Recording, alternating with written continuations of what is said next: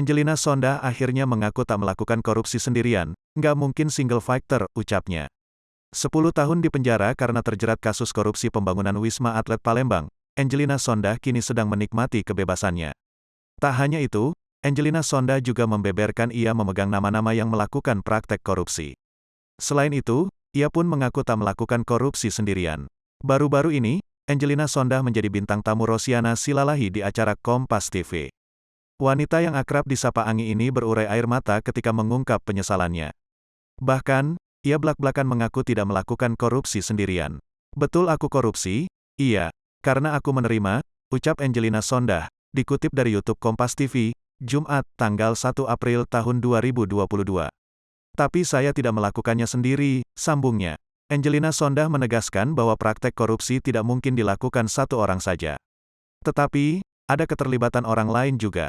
"Korupsi di mana-mana nggak mungkin single fighter, itu menghubungkan ke semua orang," jelas Anggi.